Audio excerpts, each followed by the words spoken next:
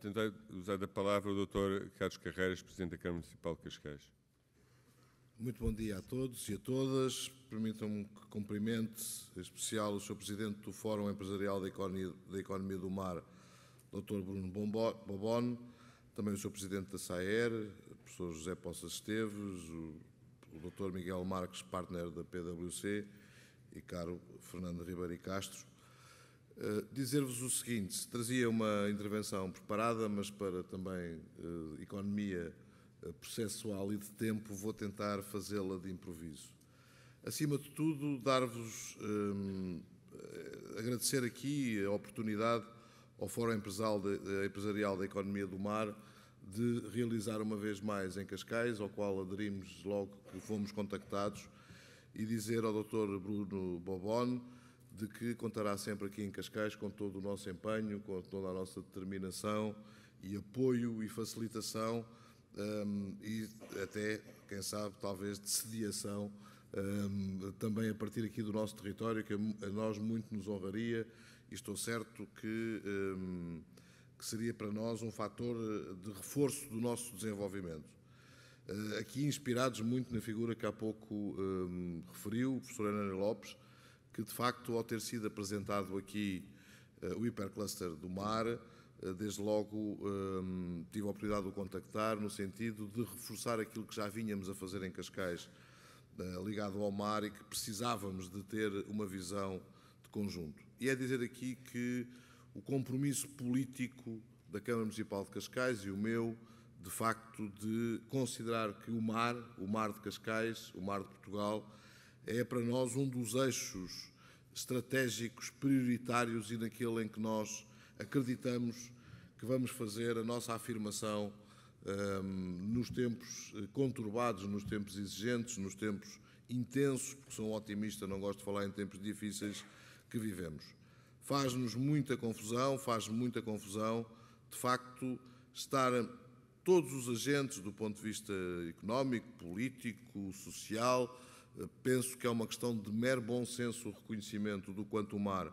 pode significar para Portugal, quanto mais não seja, mesmo nestes tempos com maior depressão, pensarmos que temos todos, as gerações que hoje vivem em Portugal, terão todas a possibilidade, que espero, de estarmos a viver o terceiro maior momento da história universal portuguesa, se considerarmos que os dois primeiros foi a própria fundação do país, a própria fundação da nação, o segundo foram os descobrimentos e o terceiro será certamente quando as Nações Unidas reconhecerem as pretensões portuguesas da extensão da plataforma continental e termos a partir daí a possibilidade de ultrapassar o cabo da esperança, da boa esperança, de encontrarmos uma nova Índia e, neste caso, a nova Índia sermos nós, porque assumiremos aquilo que a nossa história até hoje nunca nos deu, que foi dimensão territorial e por isso nos levou para fora, mas de facto a extensão da plataforma continental colocará Portugal como o 10º maior país do mundo, a par do território da Índia. Para isso, a meu ver, falta claramente não uma resposta do ponto de vista do setor empresarial, não do ponto de vista da sociedade, mas falta uma resposta política, no sentido de termos uma visão estratégica do que pretendemos para Portugal. Hoje nós somos cansados e maçados e agravadas as nossas situações apenas e só com números de dívida, de déficit, de prazos, ao fim e ao cabo, de pobreza que o país tem vindo nestas últimas décadas. E, de facto, se nós não encontrarmos aquilo que devem ser os motores de crescimento do país, nós nunca mais sairemos deste ciclo, que não é um ciclo vicioso e viciado, e por isso mesmo eu acredito que dentro desses motores de crescimento há três relações que serão a própria resposta. Por um lado, as cidades, por outro lado, o mar, e nós aqui em Cascais relacionamos muito a componente de mar, do ponto de vista estratégico, à componente da língua, à componente daquilo que nos fez também afirmar no mundo e nos fez, através do próprio mar, que nós fomos capazes de desenvolver. Por isso, assumimos claramente que essa visão estratégica tem que ser assumida politicamente, mesmo que não o seja de uma forma muito enfática a nível central, que as autarquias aqui, e neste caso o poder local, têm que ser agentes dinamizadores dessa mesma influência para que assumamos o mar como um dos nossos grandes patrimónios a ser desenvolvido, uma das nossas grandes riquezas, já o tenho dito, relembro-me sempre as vezes que ia ao fim de semana à casa do meu avô paterno, que tinha vivido a Segunda Guerra e não nos deixava ficar nenhum bocadinho de comida no prato, porque ele nos perguntava se nós achávamos que éramos ricos. Ele associava ao desperdício a nós pensarmos que éramos ricos. E, de facto, nós chegámos à conclusão de que não somos ricos e, não sendo ricos, nós não podemos desperdiçar e não podemos desperdiçar as nossas oportunidades e as nossas riquezas e, dentro de algumas delas, claramente o mar tem essa situação. Como é que lá chegamos a essa estratégia? Aqui em Cascais evoluímos por um conceito da glocalização, aquilo que nós consideramos que nos diferencia dos outros e ao nos diferenciar dos outros cria-nos competitividade e ao nos criar competitividade cria-nos atratividade que gera cadeias de valor e ao gerar cadeias de valor gera aquele bem mais escasso das sociedades ocidentais e muito especialmente da portuguesa, que é a falta de emprego, a falta da realização humana na sua verdadeira dimensão, através também do trabalho e através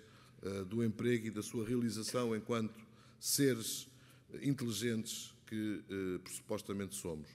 Por isso mesmo, nesta componente da globalização, encontramos esses valores nos nossos valores identitários, aquilo que nos identifica, aquilo que nos diferencia por via da nossa entidade dos outros. E por isso mesmo Cascais teria que apostar claramente também no mar, não só porque tivemos aqui o grande pensador estratégico, o primeiro grande pensador estratégico, digamos, da época contemporânea, que foi o rei Dom Carlos, que ao ter escolhido a família real Cascais como sua estância de férias, de facto nos colocou, e um grande estadista que teve essa visão de como o próprio mar poderia ser importante para Portugal, e nesse sentido a nós, em Cascais, apenas nos cabe, em primeiro lugar, como a qualquer político, primeiro não complicar, porque nós somos especialistas a complicar. Em segundo, a ter essa capacidade de ser um facilitador. Em terceiro, de termos a possibilidade e o privilégio de, nas funções que desempenhamos, sermos mobilizadores, mobilizadores de vontades, mobilizadores de atitudes, mobilizadores de meios, mobilizadores de recursos e que, ao fim e ao cabo, não seja mais do que termos a capacidade para captar, para fixar e para desenvolver talentos e oportunidades a partir de Cascais e a partir do Concelho de Cascais e por isso mesmo, e termino dizendo o seguinte, em primeiro lugar, reafirmando o nosso forte empenhamento político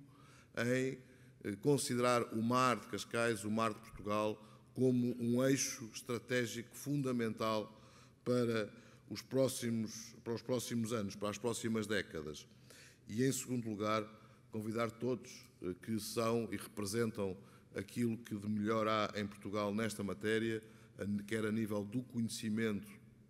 quer a nível do acontecimento, do fazer acontecer, e por isso aqui nós gostamos de juntar as academias do saber às academias do fazer, e por isso mesmo dizer-vos que serão sempre muitíssimo bem recebidos aqui em Cascais e para nós seria um enorme privilégio poder tê-los cá mais vezes, de uma forma mais permanente e, ao fim e ao cabo, ajudarem-nos também a nós a criarmos as cadeias de valor em que, ao fim e ao cabo,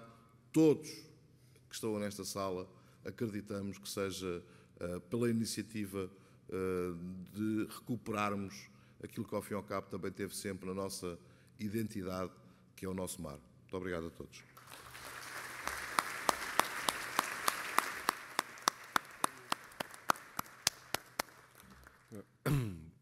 Está encerrada a primeira sessão de abertura e lançamento oficial do Centro do Mar de Cascais. Portanto, vamos fazer agora um intervalo. Agradecia que estivessem todos aqui na sala às 10h40, porque o primeiro painel vai começar às 10h45. Entretanto, só duas pequenas comunicações. Portanto, vai ser oferecido a todos os conferencistas um produto inovador, portanto, que é combinando azeitonas com algas. Portanto, é azeite com algas e também um patê de azeitonas com algas. portanto, que é a ligação. Portanto, isto mostra como, de facto, portanto, o nosso país é todo ele litoral. Portanto, aí se combina azeitona e algas.